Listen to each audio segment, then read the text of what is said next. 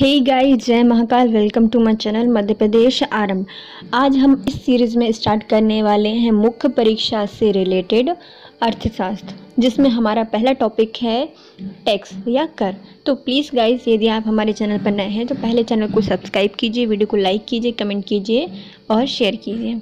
तो चलिए स्टार्ट करते हैं। टैक्स बिना किसी लाभ के आकांक्षा से सरकार को दिए जाने वाला अनिवार्य भुगतान टैक्स कहलाता है। मतलब इसमें किसी भी लाभ की आकांक्षा नहीं की जा रही है और अनिवार्य भुगतान है जो कि आपको सरकार को करना है, वो क्या होता है? टैक्स होता है।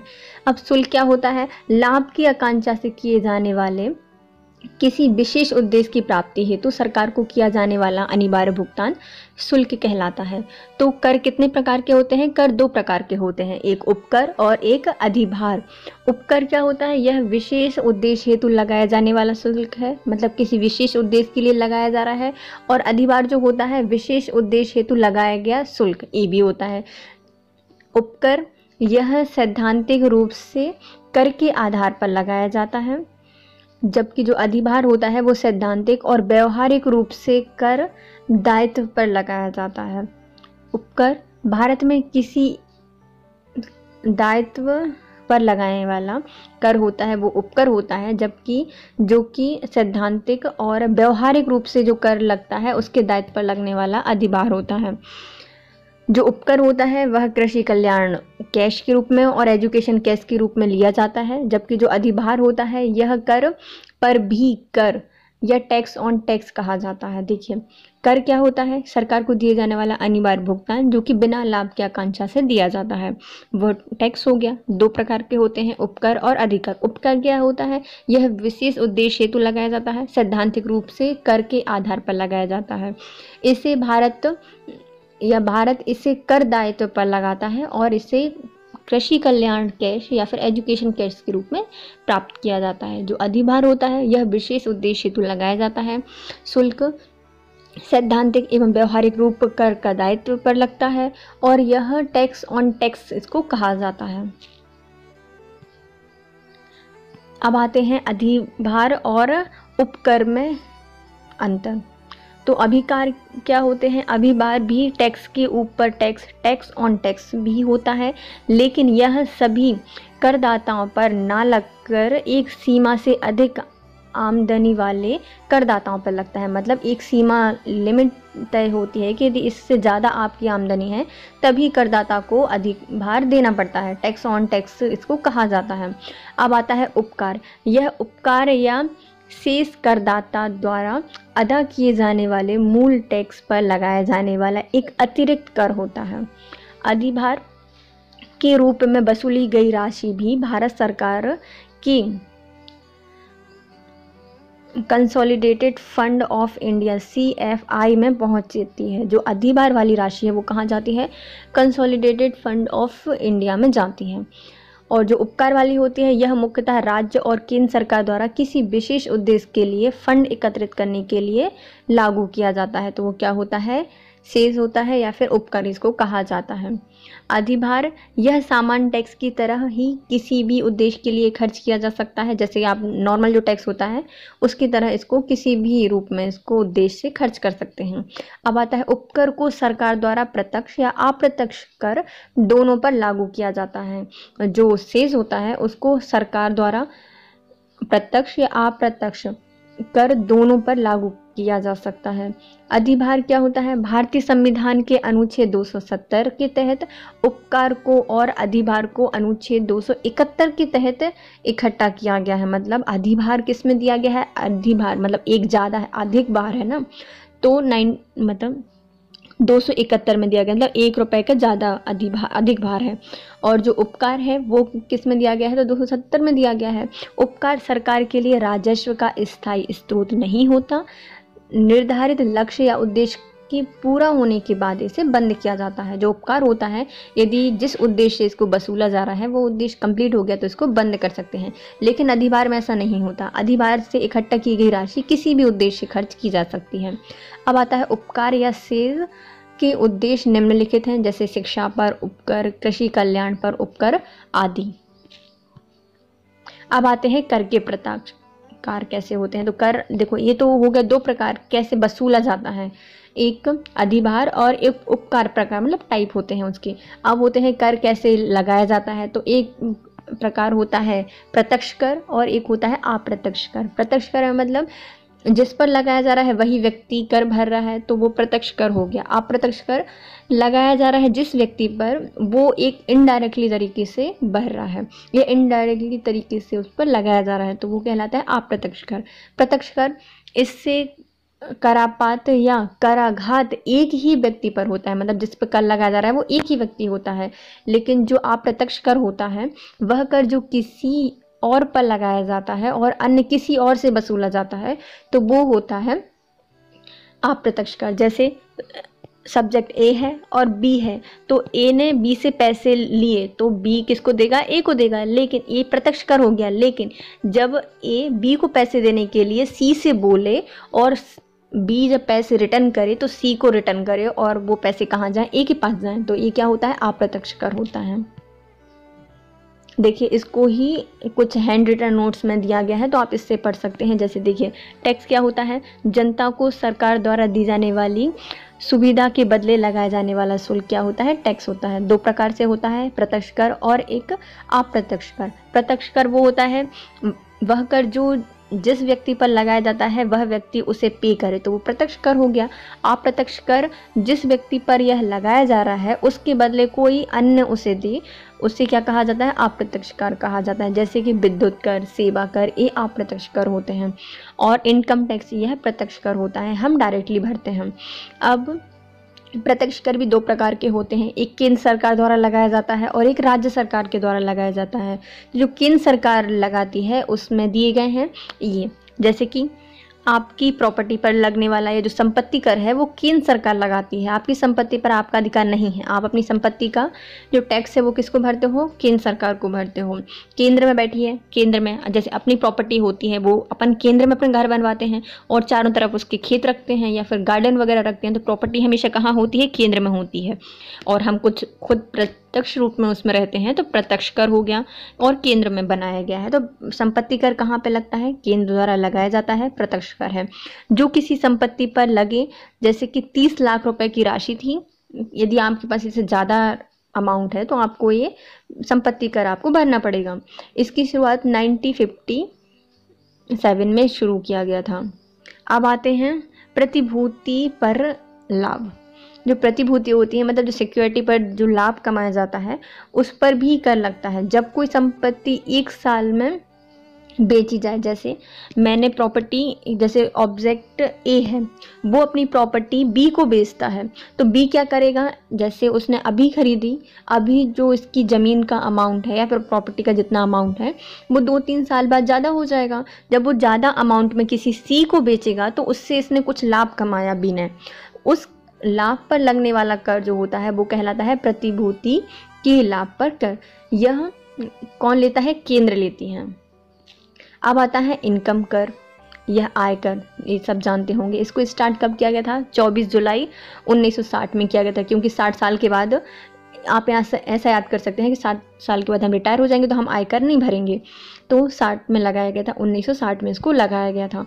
24 जुलाई 2010 को इसके 50 साल पूरे हो गए थे, इसलिए 24 जुलाई को इस दिन आयकर दिवस के रूप में घोषित कर दिया गया। तो हम आयकर दिवस कब मनाते हैं, 24 जुलाई को मनाते हैं। नेक्स्ट है हमारा व्यय या इंटरेस्ट। काल्डेरा द्वारा व्यय पर कर लगाने का सुझाव दिया गया था। हम जब भी कहीं यहाँ वहाँ जाते हैं अपना डेरा लेके तो व्यय करना पड़ता है ना, तो काल्डेरा द्वारा व्यय का सिद्धांत दिया गया था। नेक्स्ट है हमारा कॉरपोरेट टैक्स या फिर जिसको निगम कर कहा जाता है, तो निगम कर भी 1960 में इसको लगाया गया था और 60 में इनकम टैक्स भी लगाया गया था और क्या लगाया गया था, कॉरपोरेट टैक्स भी लगाया गया था। नेक्स्ट है हमारा उपहार कर, जो कि उपहार लेने पर हमें देना पड़ता है। इसकी शुरुआत कब हुई थी, 1958 में हुई थी और इसको समाप्त कर दिया कब, 1998 में। लेकिन इसको 2002 में फिर से शुरू किया गया था, लेकिन इसमें कुछ सीमाएं तय कर दी गई थी। हम इसको फिर से रिवाइज करें। देखिए पहला प्रत्यक्ष कर, तो हम प्रत्यक्ष खुद कहाँ रहते हैं, अपने घर में रहते हैं भैया, तो हमारी प्रॉपर्टी पर कर लगता है। प्रॉपर्टी पर कौन लगाता है, तो हमारी जो पूरी प्रॉपर्टी है उसमें पूरी गार्डन वगैरह को या फिर जो खेत वगैरह को छोड़ दिया जाए। तो हमारा घर कहाँ पे है, सेंटर में है, तो केंद्र में जो बैठा है तो केंद्र सारी कर लेती है। अब हमारी इनकम भी आती है, तो उसका भुगतान कौन करता है, हम करते हैं। प्रतिभूति, तो प्रतिभूति पर लगने वाला कर वो भी केंद्र सरकार द्वारा वसूला जाता है। हमारी इनकम पर लगने वाला कर तो टैक्स प्रत्यक्ष भरते हैं हम, केंद्र सरकार लेती है। और कब से स्टार्ट किया गया है, 60 से स्टार्ट किया गया है। 2010 में इसको घोषणा कर दी गई कि 24 जुलाई को हम क्या मनाएंगे, आयकर दिवस के रूप में मनाया जाएगा। अब आता है व्यय, मतलब हम कहीं जब व्यय करते हैं, यहाँ वहाँ घूमते हैं तो पैसे देना पड़ता है, डेरा लेके जाते हैं, तो कालडेरा द्वारा इसकी सिफारिश की गई थी। फिर आता है कॉरपोरेट कर, तो ये भी 1960 से दिया जा रहा है और इसको निगम कर भी कहा जाता है। एक होता है उपकार कर, जो कि आपको उपहार लेने पर दिया जाता है। 60 साल के बाद कोई आपको उपहार देगा, नहीं देगा, तो 1960 में इसको 1958 में इसको शुरुआत की गई थी और 1998 में इसको बंद कर दिया गया। लेकिन 2002 में इसको फिर से स्टार्ट किया गया और इसमें कुछ लिमिट रखी गई थी कि इससे ज़्यादा अमाउंट का यदि आपको कोई गिफ्ट मिलता है तो इसका जो टैक्स है वो आपके इनकम टैक्स में जुड़ जाएगा या फिर आपको पे करना पड़ेगा। अब आता है राज्य सरकार के द्वारा वसूले गए कर। कृषि की आय पर जो चलो हमारा केंद्र में घर तो हो गया तो केंद्र ने ले लिया, लेकिन जो आजू बाजू खेत हैं उस पर कर कौन लेगा, तो वहाँ पे लेता है राज्य सरकार, क्योंकि हम अपने खेतों पर खुद राज करते हैं। तो राज्य सरकार किस पर लेती है, कृषि की आय पर जो प्राप्त होता है उस पर कर कौन लेता है, केंद्र सरकार राज्य सरकार लेती है। इसको 1938 में बिहार में सबसे पहले स्टार्ट किया गया था। सबसे मध्य प्रदेश में कहाँ कितना लगता है, तो इस मध्य प्रदेश में कोई कृषि कर नहीं लगता है। और भू राजस्व पर जो कर लगता है वो भी कौन लगाता है, राज्य सरकार लगाती है। हो गए 2 प्रकार के कर। प्रत्यक्ष कर मतलब हम प्रत्यक्ष साक्षात सामने हैं, तो सबसे पहले 2 लगते हैं, केंद्र द्वारा और एक राज्य के द्वारा। तो केंद्र में हमारे क्या कहता है, तो केंद्र में हमारी प्रॉपर्टी थी, उसमें हम कुछ प्रत्यक्ष रूप में थे, तो प्रतिभूति कर भी हमारी कुछ इनकम भी थी, हम उसमें निगम टैक्स ही भरते हैं, टैक्स तो इनकम टैक्स। और हम यहाँ वहाँ डेरा लेके जाते हैं, मतलब हमारे घर लेके जाते हैं, तो हमें क्या करना पड़ता है, व्यय करना पड़ता है। और अब हम इतने अच्छे इंसान हैं, इतनी सारी प्रॉपर्टी है, तो उपहार तो मिलेंगे ही, तो उपहार कर भी ये कौन लगाता है, सब केंद्र सरकार लगाती है। लेकिन हम अब राज किस पर करते हैं, तो हम राज्य 2 चीज़ों पर करते हैं। हमारे जो आजू बाजू जितने भी कृषि है उस पर राज्य करते हैं, तो राज्य सरकार लगाती है। और हमारे पास जो जितना भू राजस्व है उस पर भी कौन लगाता है, राज्य सरकार द्वारा कर लगाया जाता है, जो कि हम प्रत्यक्ष रूप से भरते हैं। अब आता है अप्रत्यक्ष कर। जिस व्यक्ति पर यह कर लगाया जाता है और उसे कोई और वसूलता है, जैसे ए ने अपने पैसे बी को देने हैं, लेकिन वो बी को जाके डायरेक्ट पैसे नहीं देगा, किसको देगा, बी को देने के लिए वो सी को पैसे देगा कि जाओ तुम बी को पैसे दे के आओ। तो ये क्या होता है, अप्रत्यक्ष कर। जैसे कि विद्युत कर और सेवा कर, ये भी 2 प्रकार से लगाया जाता है, केंद्र सरकार द्वारा और राज्य सरकार द्वारा। तो केंद्र सरकार द्वारा इसमें उत्पाद कर होता है, जो कि कौन लगाता है, केंद्र सरकार लगाती है। अब जिसको हमारा घर, प्रॉपर्टी, संपत्ति तो चलो एक साइड है, लेकिन कुछ ऐसे प्रोडक्ट भी हैं जो कि हम यूज़ करते हैं, तो उत्पाद कर कौन लगाती है, तो हमेशा उत्पाद कर लगाती है केंद्र सरकार। इसमें मादक पदार्थ, नशीले, पेट्रोलियम को छोड़कर सभी जितने प्रोडक्ट हैं उस पर सरकार कौन लगाती है, केंद्र सरकार टैक्स लगाती है। तो देखिए जितने मादक पदार्थ हैं तो वो हमारे घर में तो अलाउ हो नहीं सकते, मतलब हमारे केंद्र में अलाउ होंगे क्या, नहीं होंगे।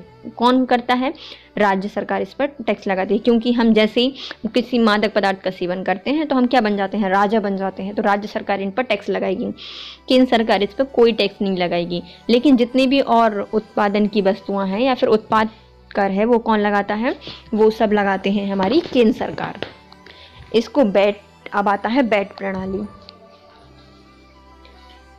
1986 में बीपी सिंह की सरकार में लगाया गया था, इसलिए बीपी सिंह जो हैं उनको भारत में बैट का जन्मदाता या जनक कहा जाता है। इसकी सिफारिश किसने की थी, तो LK झा समिति ने बैट लगाने की बोला था कि आप बैट लगाइए। अब होता है सैनबैट, इसको 2000 में स्टार्ट किया गया था। सबसे पहले इसको हरियाणा ने लगाया था, बाद में उत्तर प्रदेश में लगाया गया था। सबसे ज़्यादा वैट कौन भरता है, तो मध्य प्रदेश में सबसे ज़्यादा वैट लगाया जाता है।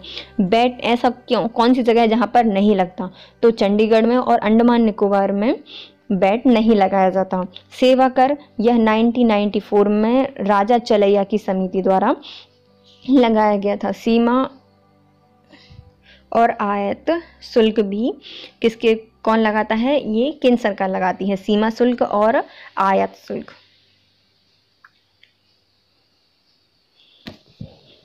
देखिए केंद्र सरकार कौन कौन से लगाती है। पहले तो हमने मतलब इनडायरेक्टली जिन चीज़ों का हम उपयोग कर रहे हैं, जैसे हम कोई उत्पाद का उपयोग कर रहे हैं तो वो कौन लगाती है? केंद्र सरकार लगाती है। लेकिन जितने ही मादक पदार्थ है, पेट्रोलियम वगैरह है, उनको छोड़कर, क्योंकि उन पर राज्य किया जा सकता है तो राज्य सरकार उनको लगाती है। अब आता है हम किसको वेट कराते हैं? लोगों को वेट कराते हैं ना, तो वेट कौन लगाता है? तो ये भी केंद्र सरकार लगाती है।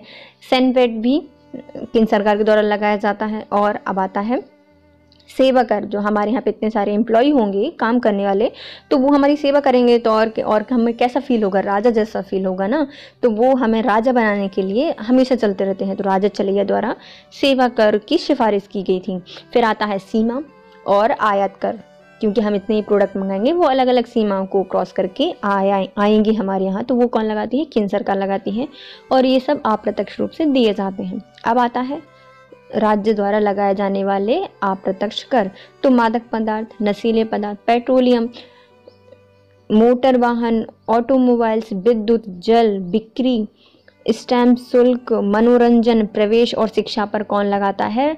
राज्य सरकार के द्वारा कर लगाया जाता है। देखिए जब हम जिस चीज़ पर राज्य कर सकते हैं वो कौन होता है? जैसे जब हम प्रत्यक्ष राज्य कर रहे थे तो उसमें क्या था? हमने भू राजस्व और कृषि की आय पर टैक्स भरा था ना प्रत्यक्ष में।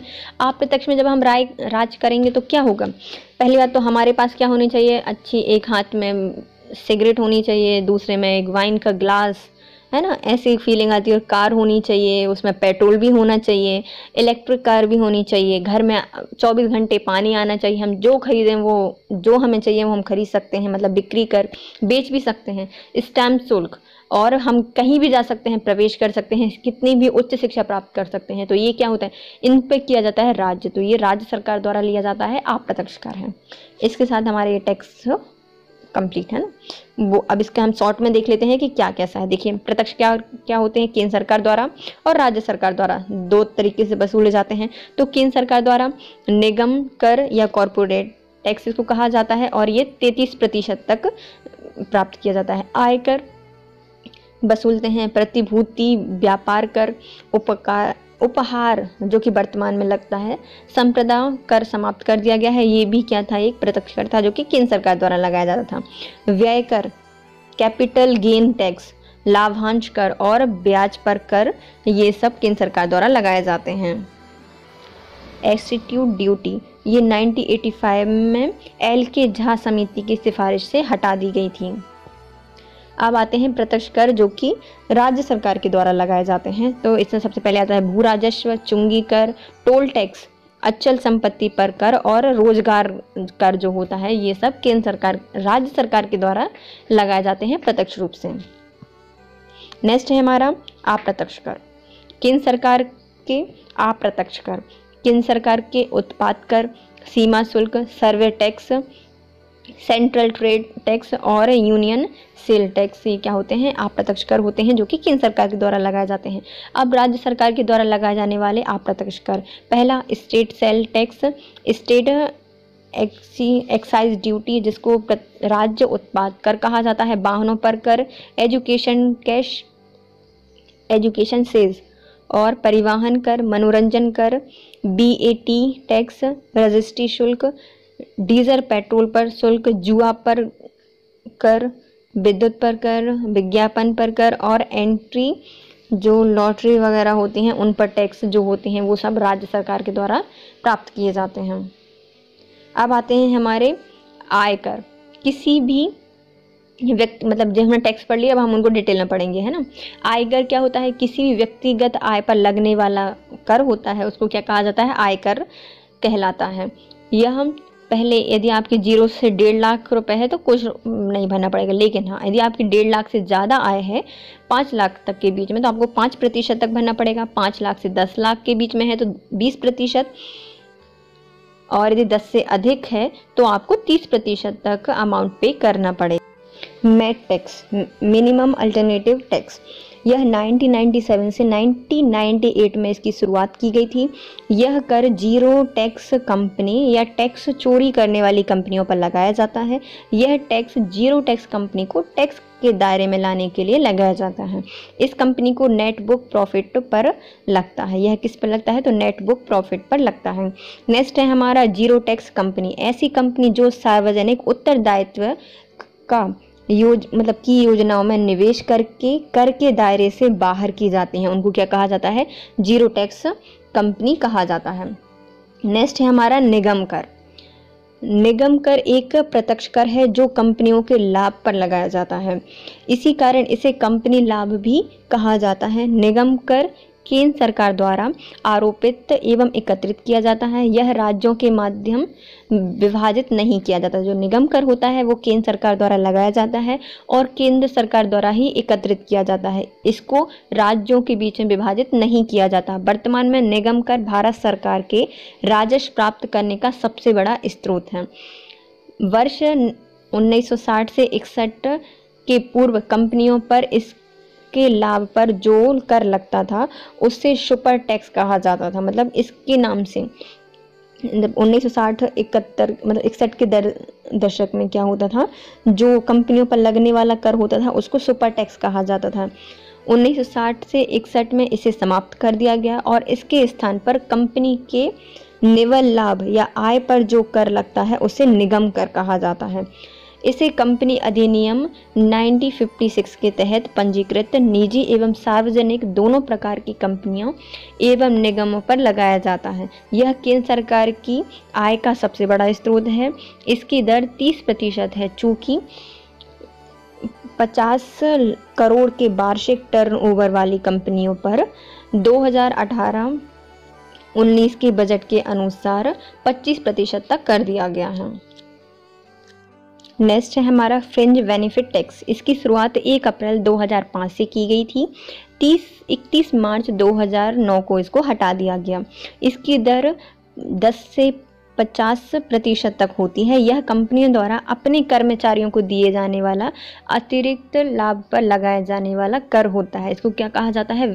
फ्रिंज बेनिफिट टैक्स कहा जाता है। अब आता है प्रतिभूति व्यापार कर। 1 अप्रैल 2004 से इसकी शुरुआत की गई थी। यह प्रतिभूतियों के व्यापार और उनसे प्राप्त होने वाले लाभ पर लगाया जाने वाला कर है। उत्पादन शुल्क। किसी वस्तु के उत्पादन बिंदु पर लगाया जाने वाला उत्पाद शुल्क कहलाता है। मतलब उत्पादन बिंदु पर लगाया जाने वाला कर उत्पाद शुल्क कहलाता है। वर्ष 1986 में किए गए कर सुधारों के तहत उत्पादन के दौरान मूल्य वर्धन पर कर लगाना शुरू किया गया था। इससे मोड वैट कहा जाता है। तो उत्पादन शुल्क क्या होता है? यह 1986 में इसको शुरुआत की गई थी। मूल्य वर्धन पर कर लगाया जाता है और इसको क्या कहा जाता है? मोड वैट टैक्स कहा जाता है, जो मूल्य वर्धन पर लगाया जाता है। देखिए जैसे कि उत्पादन शुल्क, इसमें जैसे कि आपने कोई टीवी बेची, उस पर जो कर लगेगा वो कहलाता है उत्पादन कर। उसको बनाकर आपने बेचा तो वो क्या होता है? उत्पादन शुल्क होता है, जिसको उत्पाद शुल्क कहा जाता है। लेकिन आप उस उत्पाद को बनाने के लिए आपको अलग अलग पार्ट खरीदने पड़े, उस पार्ट पर भी आपको टैक्स भरना पड़े, तो वो क्या कहलाता है? मोड वैट कहलाता है।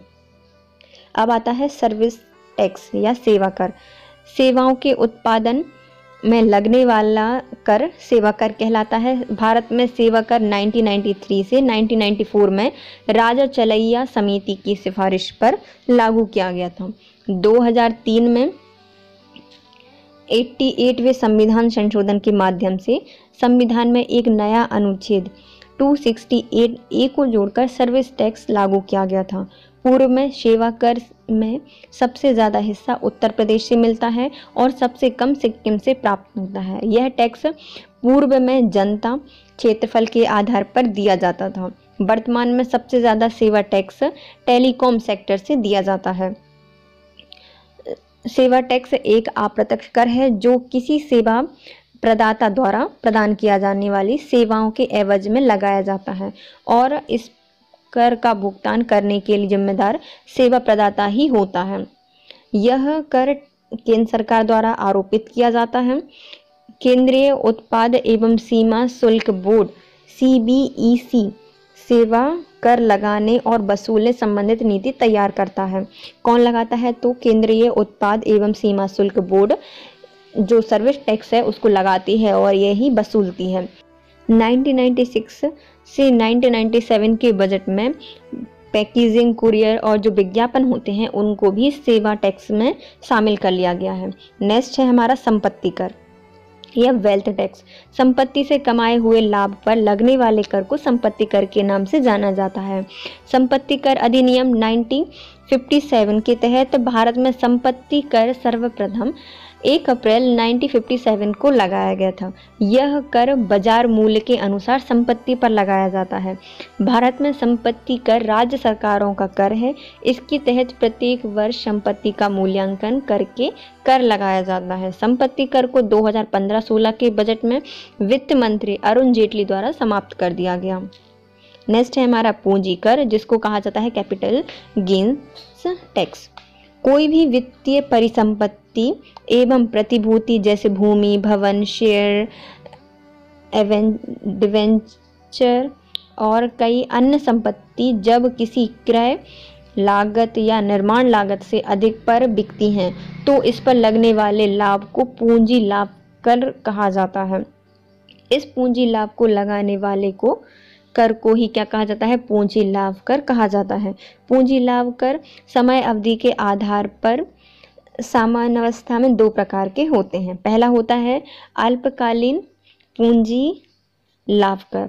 यदि कोई वित्तीय परिसंपत्ति जैसे भूमि, भवन इत्यादि विक्रेता के पास 36 माह एवं प्रतिभूति जैसे शेयर 1 वर्ष से अधिक अवधि के लिए रही हैं तो उससे प्रतिभूति के विक्रय से होने वाली पूंजी लाभ पर कर की अल्पकालीन पूंजी लाभ कहा जाता है। मतलब अल्पकाल के लिए, जैसे आपने कोई जमीन खरीदी या मकान खरीदा तो कुछ मतलब 36 महीने तक ही आपके पास है। जब आप उसको बेचोगे तो क्या होता है? ये अल्पकालीन पूंजी लाभ कर होता है। ये शेयर्स वगैरह हैं तो आपने 1 साल तक ही अपने पास रखे और बेच दिए तो इस पर भी कौन सा कर लगता है? तो अल्पकालीन पूंजी लाभ कर लगता है। अब आता है दीर्घकालीन पूंजी लाभ कर, मतलब आपने बहुत लंबे समय तक इनके लिए रखा है।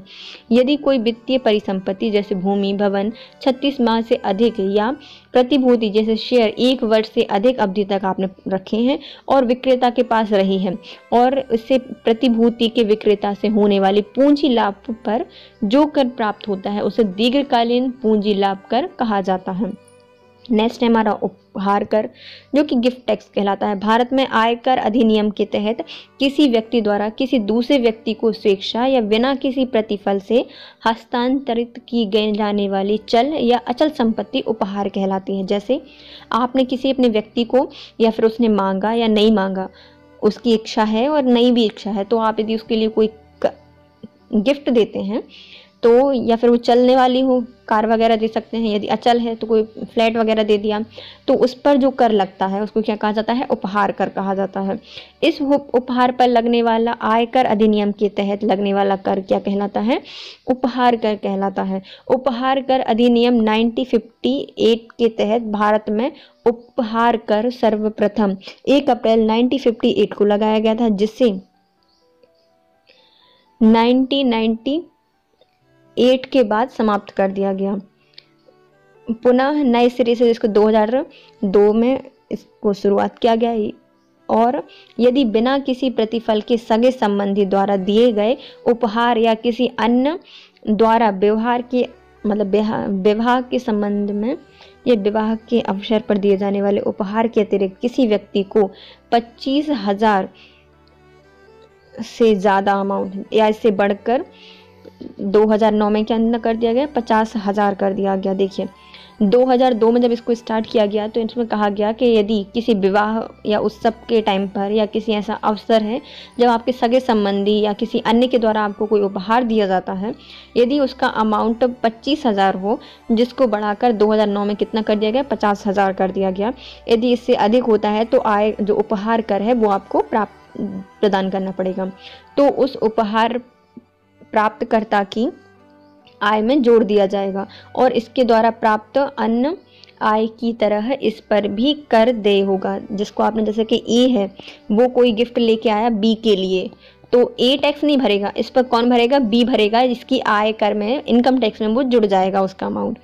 इस नई उपहार संबंधी व्यवस्था की शुरुआत तत्कालीन वित्त मंत्री पी चिदम्बरम द्वारा की गई थी। अब आता है उत्पाद शुल्क, इसको एक्साइज ड्यूटी कहा जाता है। किसी वस्तु का उत्पादन देश के भीतर करने पर केंद्र सरकार जो कर लगाती है उसे उत्पाद शुल्क कहा जाता है। यह कर किंतु शराब, तंबाकू, गांजा जैसी मादक वस्तु जो उपभोग में आती हैं के उत्पादन पर उत्पादन शुल्क राज्य के द्वारा लगाया जाता है। जितने मादक पदार्थ हैं उनके उत्पादन पर कौन लगाता है? राज्य सरकार लगाती है। यह राज्य सरकार के लिए राजस्व का एक महत्वपूर्ण स्रोत है। ऐसी वस्तुओं पर केंद्र सरकार कर नहीं लगाती। तंबाकू से निर्मित वस्तुओं जैसे सिगरेट पर केंद्र सरकार कर लगाती है। देखो, तंबाकू पर राज्य सरकार लगाती है, जैसे तंबाकू को साफ करना, बनाना वगैरह पर राज्य सरकार, लेकिन तंबाकू से यदि आपने सिगरेट बना दी तो कौन लगाता है? केंद्र सरकार द्वारा इस पर कर लगाया जाता है। केंद्रीय उत्पादन शुल्क से प्राप्त राजस्व का विभाजन वित्त आयोग की सिफारिश के अनुसार केंद्र और राज्य सरकारों के बीच होता है। केंद्रीय उत्पाद शुल्क भारत में केंद्रीय उत्पाद शुल्क अधिनियम 1944 के प्रावधानों द्वारा भारत सरकार के राजस्व विभाग के अधीन केंद्र उत्पाद और सीमा शुल्क बोर्ड द्वारा प्रशासित होता है। तो इसमें कौन सा लगता है? तो उत्पाद शुल्क से जितना भी टैक्स वसूला जा रहा है तो दोनों को मिल रहा है, केंद्र को मिल रहा है, राज्य को मिल रहा है, तो आधा आधा बांट रहे हैं ना, तो 4 तुम ले लो, 4 तुम ले लो। तो 1994 के प्रावधान के अनुसार इसको राजस्व विभाग के अधीन केंद्र उत्पाद एवं सीमा शुल्क बोर्ड द्वारा प्रसारित किया जाता है या प्रशासित किया जाता है। 1976 में KL झा समिति का गठन किया गया। इसमें भारत में वैट मतलब वैल्यू एडेड टैक्स लागू करने की सिफारिश की गई, परंतु राज्य के बीच सहमति न पाने के कारण वैट लागू नहीं किया जा सका। अंततः 1 मार्च 1986 में केंद्र ने उत्पाद शुल्क, जिसको एक्साइज ड्यूटी कहा जाता है, के संदर्भ में उत्पादन पर वैट या फिर मैन वैट को MODVAT modified value added tax के रूप में लागू कर दिया। मोड वैट के तहत उत्पादों को कच्चे माल एवं मध्यवर्ती वस्तुओं पर अदा की जाने वाली कर को क्रेडिट अर्थात छूट मिलती है। बजट 2000 और 2001 के तहत 1 अप्रैल 2000 से उत्पाद शुल्क के संदर्भ में 16% की एकमात्र दर लागू की गई, जिसका नाम था सैनवेट, जिसको सेंट्रल वैल्यू एडेड टैक्स के नाम से जाना जाता है, जो मोड वैट स्कीम का पुनर्गठन करता है। वैट की अवधारणा सर्वप्रथम 1918 में FW सेमन द्वारा की गई थी। वैट का सर्वप्रथम प्रयोग 1921 में जर्मनी ने किया था, लेकिन वह असफल रहा। वैट का सर्वप्रथम सफलतम प्रयोग जो किया है वो 1954 में किया गया है, जो कि फ्रांस में हुआ है। उत्पादन के प्रत्येक चरण में लगने वाले मूल्यवर्धन पर लगता है, जिसे क्या कहा जाता है? वैट टैक्स कहा जाता है। भारत में वैट लागू करने की सिफारिश सबसे पहले LK झा समिति के द्वारा की गई थी। भारत में वैट को पूरी तरह 2005 में असीम दास गुप्ता समिति की सिफारिश पर लागू किया गया। भारत में राज्य बिक्री कर, राज्यों में राज्य बिक्री कर राज्य उत्पाद शुल्क के स्थान पर लगने वाला स्टेट वैट होता है। मतलब राज्य में जो सामान बिकता है उस पर कौन लगाता है? तो वो स्टेट वैट लगाती हैं। भारत में वैट लागू करने वाला पहला राज्य हरियाणा था 2003, और इसके अंतिम राज्य कौन था? उत्तर प्रदेश था। अंडमान निकोबार और लक्षद्वीप में कभी भी वैट लागू नहीं हुआ है। नेक्स्ट है हमारा सीमा शुल्क, जिसको कस्टम ड्यूटी कहा जाता है। सीमा शुल्क एक अप्रत्यक्ष कर है जिसे देश की सीमा पर जाने वाले या देश से बाहर जाने वाली वस्तुओं पर लगाया जाता है। अर्थात यह मुख्यतः निर्यात और आयात पर लगाया जाने वाला कर है। आने वाली वस्तुओं पर जो शुल्क लगता है वो आयात कर, और जो जाने वाली वस्तुओं पर लगता है वो क्या कहलाता है? निर्यात शुल्क कहलाता है। सीमा शुल्क केंद्र सरकार द्वारा आरोपित किया जाता है और केंद्र सरकार द्वारा ही इसको एकत्रित किया जाता है। वित्त आयोग की सिफारिश के आधार पर इसे केंद्र और राज्य में विभाजित किया जाता है। तो कौन करता है? वित्त आयोग केंद्र और राज्य में इसका बंटवारा करती हैं। भारत में सीमा शुल्क का उद्ग्रहण या संग्रहण सीमा शुल्क अधिनियम 1962 के तहत किया गया था। सीमा शुल्क मामलों के तहत केंद्र उत्पाद एवं बीमा शुल्क बोर्ड CBEC एक शीर्ष निकाय है जो भारत सरकार के वित्त मंत्रालय के राजस्व विभाग का हिस्सा है। WTO के मानकों के अनुसार कोई भी देश 10% से ज़्यादा सीमा शुल्क नहीं लगा सकता। प्रतिभूति विनियमन कर या सिक्योरिटीज ट्रांजैक्शन टैक्स। प्रतिभूति विनियमन कर एक ऐसा विनियमन कर है जो घरेलू स्टॉक एक्सचेंज के हेतु लेन देन पर लगाया जाता है। जितने भी जो सिक्योरिटी एक्सचेंज होती हैं इन पर लगने वाला कर क्या कहलाता है? प्रतिभूति ट्रांजैक्शन टैक्स। प्रतिभूति विनियमन की शुरुआत 1 अक्टूबर 2004 को की गई थी।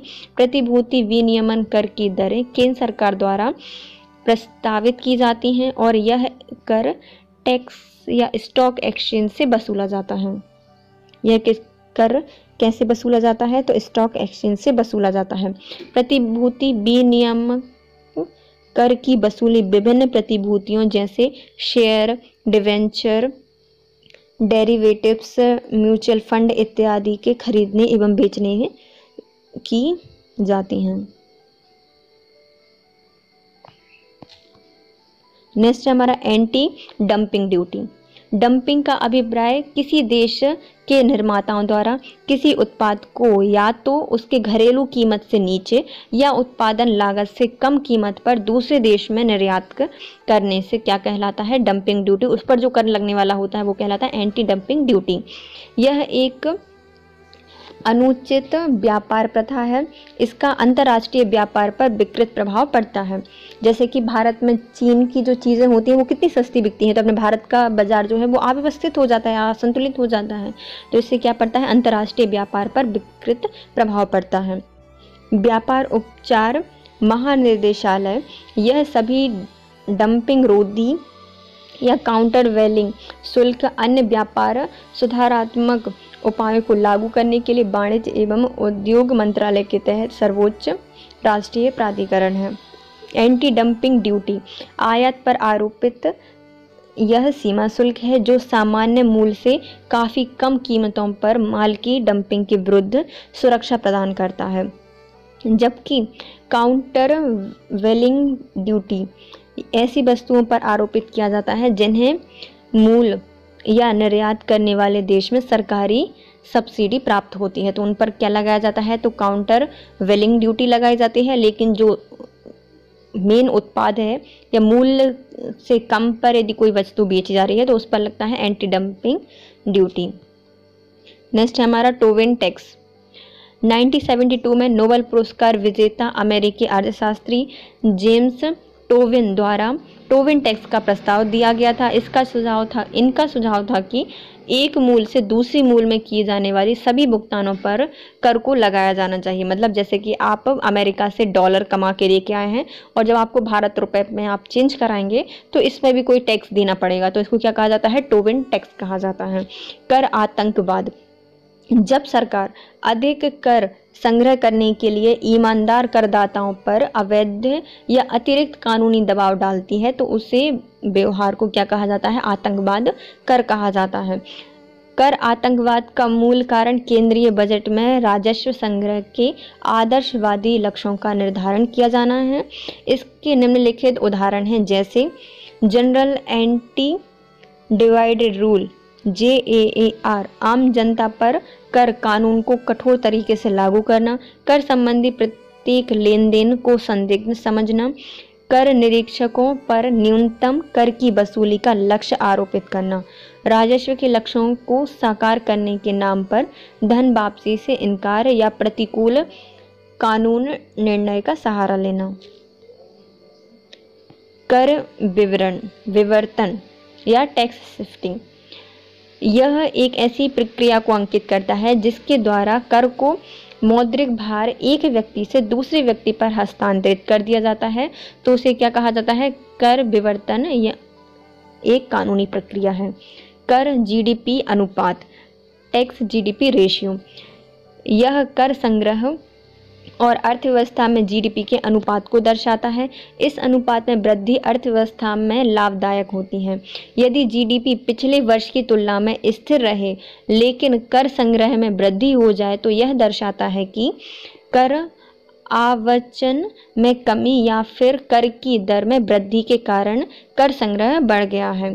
टैक्स जीडीपी अनुपात में कमी अर्थात समृद्धि दर में कमी को अंकित करता है।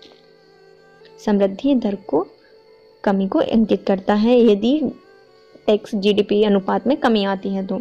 अब आता है कर जीडीपी अनुपात में कमी के कारण क्या क्या हो सकते हैं। देश में करदाताओं में कमी आ रही हो, प्रति व्यक्ति आय का कम होना और औसत आय में कमी आना, बेरोजगारी, गरीबी, कर आवंटन की प्रवृत्ति, कठिन कार्य संरचना प्रणाली, देश में करों को देरी से लगाया जाना, ये सब क्या होती हैं, कर जीडीपी अनुपात में कमी के कारण। यदि इसमें कम आ रही है तो क्या हो रही है, आर्थिक समृद्धि दर में भी कमी हो रही है। नेक्स्ट है हमारा कर जीडीपी अनुपात में वृद्धि के उपाय। कर की दर को तर्क रखना, आर्थिक समृद्धि को बढ़ाना, जीडीपी को बढ़ाने का प्रयास करना, बेरोजगारी और गरीबी को कम करना और उत्पादन को बढ़ावा देना। इससे क्या होगा, अपनी जीडीपी और जो कर है उसका अनुपात तो बढ़ जाएगा। अब आता है ऋण जीडीपी रेशियो। ऋण जीडीपी रेशियो अनुपात देश में सार्वजनिक ऋण एवं जीडीपी के मध्य अनुपात को प्रदर्शित करता है। यह सभी अर्थव्यवस्था की जीडीपी के सापेक्ष कुल देय को अंकित करता है। यह अनुपात वृद्धि का मुख्य कारण राजकोषीय घाटे में वृद्धि होती है।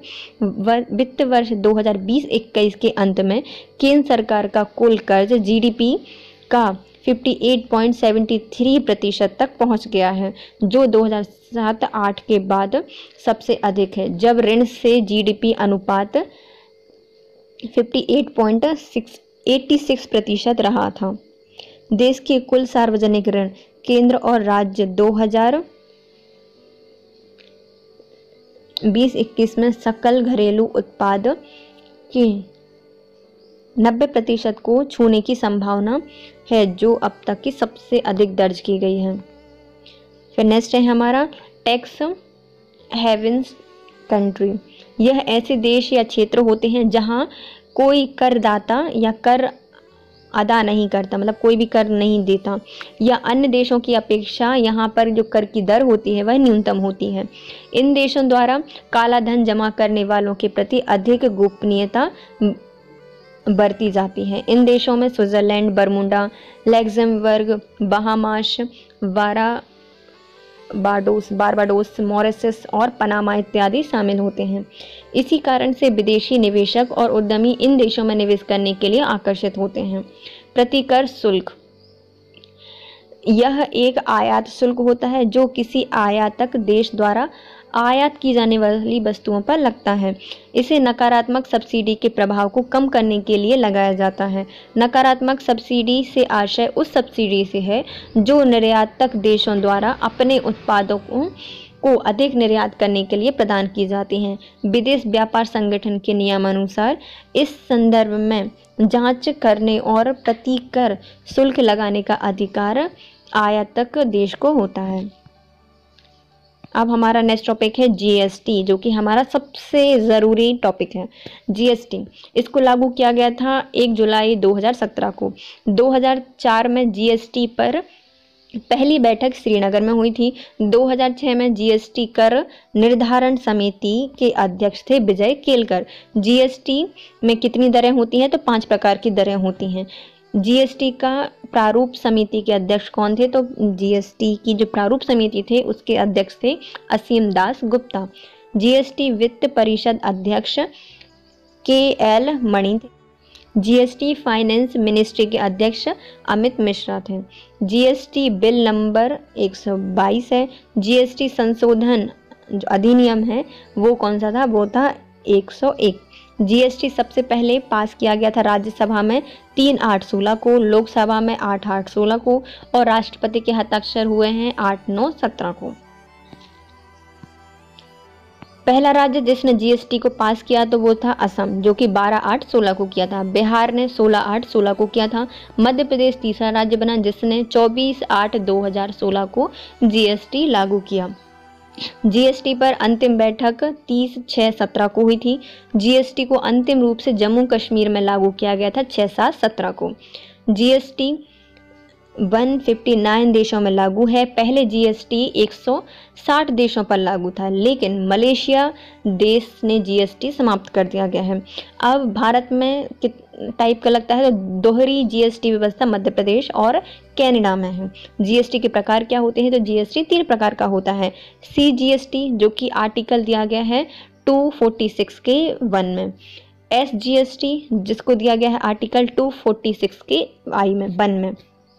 फिर IGST जो कि दिया गया है आर्टिकल 269 में। नेक्स्ट है हमारा जीएसटी परिषद। जीएसटी परिषद में कौन कौन होता है? पहले तो होते हैं अध्यक्ष, फिर होते हैं सचिव, फिर होते हैं सदस्य। तो अध्यक्ष कौन होता है? तो जो अपने यहाँ के वित्त मंत्री होते हैं वो इसके अध्यक्ष होते हैं। सचिव कौन होते हैं? जो कि बनाए जाते हैं केंद्र सरकार के द्वारा, और इसमें कुछ सदस्य होते हैं। तो अध्यक्ष पहले कौन थे? पहले थे अरुण जेटली। अभी कौन है वर्तमान में? तो अभी वर्तमान में है निर्मला सीतारमण। पहले कौन सचिव थे? तो पहले थे हसमुख आढ़िया जी पहले सचिव थे। और अभी कौन है? सुभाष चंद्र गर्ग। सभी राज्यों के सीएम और केंद्र शासित प्रदेश के जो सीएम या प्रशासक होते हैं, जैसे दिल्ली और पुदुचेरी के, वो इसके जीएसटी परिषद के सदस्य होते हैं। जीएसटी की बैठक के लिए 50% सदस्य उपस्थित होने चाहिए। यदि आपको कोई बैठक बुलानी है तो 50% तक सदस्य आप में हो, मतलब बैठक में होने चाहिए। यदि जीएसटी परिषद द्वारा कोई संशोधन किया जाना है तो 75% सदस्यों का होना अनिवार्य है। जीएसटी का ब्रांड एम्बेसडर कौन है? तो अमिताभ बच्चन है। जीएसटी की दर सबसे ज़्यादा कहाँ पे है? तो अर्जेंटीना है। तो अर्जेंटीना में जीएसटी की दर सबसे ज़्यादा है। और सबसे कम कहाँ पर है? नहीं, दूसरा देश देखा जाए तो कौन सा है? तो अर्जेंटीना के बाद आता है भारत।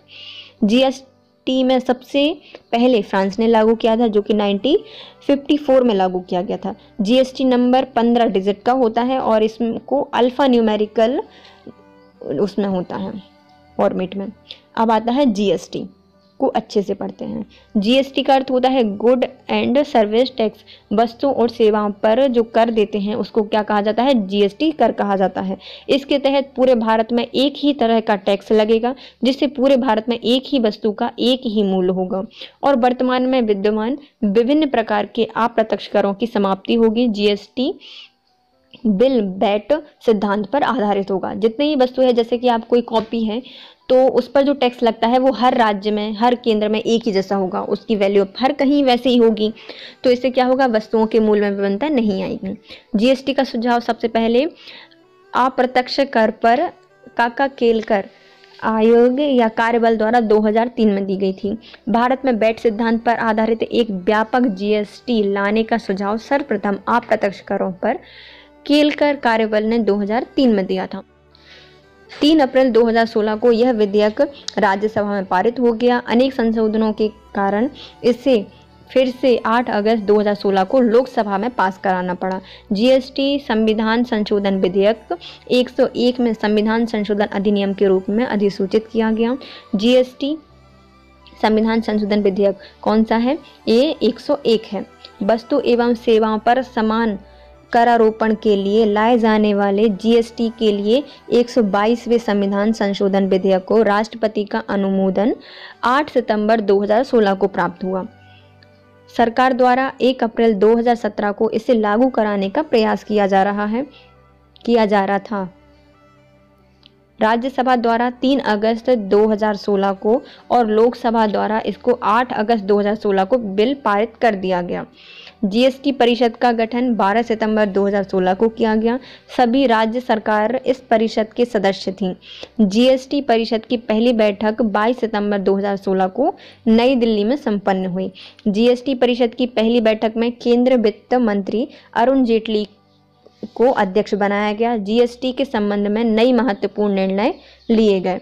20 लाख से कम सालाना टर्नओवर वाले उत्तराखंड, हिमाचल प्रदेश, जम्मू कश्मीर एवं पूर्वोत्तर राज्यों के मामले में 10 लाख व्यापारियों को जीएसटी के दायरे से बाहर रखने का निर्णय लिया गया, जो कि जीएसटी की प्रथम बैठक में लिया गया था।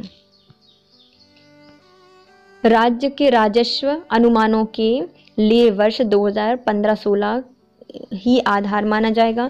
जीएसटी को 3 भागों में बांटा जाएगा, सीजीएसटी, एसजीएसटी और आईजीएसटी। एसजीएसटी का फुल फॉर्म होता है state good and service tax, CGST central goods and service tax, IGST का full form integrated goods and service tax है। आईजीएसटी को संविधान के अनुच्छेद 269A में रखा गया है। एसजीएसटी राज्य सरकार और मतलब केंद्र सरकार द्वारा लगाया जाता है। राज्यों को जीएसटी होने वाले नुकसान की भरपाई केंद्र द्वारा 5 वर्षों तक की जाएगी। जीएसटी लागू करने वाले भारत का प्रथम राज्य असम था, जिसने 12 अगस्त 2016 को इसको लागू किया था। अंतिम राज्य जम्मू कश्मीर बना, जिसने 5 जुलाई 2017 को इसे लागू किया। जीएसटी के अंतर्गत 17 अप्रत्यक्ष कर और 23 अधिभार को सम्मिलित किया गया है। जीएसटी पंजीकरण संख्या 15 डिजिट की होती है, जो कि अल्फा न्यूमेरिकल्स में होती है। जीएसटी के अंतर्गत निर्धारित किए जाने वाली दरें 4 प्रकार की होती हैं: 5%, 12%, 18% और 28%। संविधान में जीएसटी परिषद को एक नए अनुच्छेद 279A में रखा गया है और इसी में इसके गठन का प्रावधान भी किया गया है। जीएसटी परिषद की स्थापना 12 सितंबर 2016 को की गई थी। जीएसटी परिषद के अध्यक्ष वित्त मंत्री होते हैं। जीएसटी परिषद में सम्मिलित सदस्यों की संख्या 33 है और परिषद में राज्यों को 2/3 तथा केंद्र को 1/3 वोट अधिकार प्रदान किया गया है। मतलब राज्य को 2/3 और केंद्र को 1/3 वोट देने का अधिकार दिया गया है। शराब, पेट्रोलियम वस्तु, शिक्षा एवं स्वास्थ्य सेवाओं को जीएसटी से बाहर रखा गया है। शिक्षा को, स्वास्थ्य को, जो कि एक महत्वपूर्ण चीज़ है, शराब और पेट्रोलियम जो कि कोई महत्वपूर्ण चीज़ नहीं है, तो इसको जीएसटी से बाहर रखा गया है। वार्षिक टर्नओवर जिसका 20 लाख से ज़्यादा है तो उसे जीएसटी रजिस्ट्रेशन या भुगतान आवश्यक होगा। विशेष राज्यों में यह सीमा 10 लाख रखी गई है। जीएसटी का मुख्यालय नई दिल्ली में है। इसके ब्रांड एम्बेसडर अमिताभ बच्चन हैं। जीएसटी चोरी करने वालों के लिए 5 साल की सज़ा का प्रावधान है। वस्तु एवं सेवा कर, जिसको जीएसटी के नाम से जाना जाता है, सबसे पहले फ्रांस ने लागू किया था। भारत में जीएसटी कनाडा के मॉडल पर आधारित है, अर्थात 2 प्रकार से लागू किया गया है।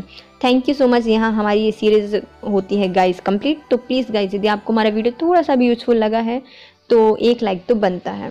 कमेंट में अपनी सजेशन ज़रूर दीजिए और अपने फ्रेंड्स को भी शेयर कीजिए, जिससे कि वो भी थोड़ा सा पढ़ लें। Thank you so much. Have a nice day.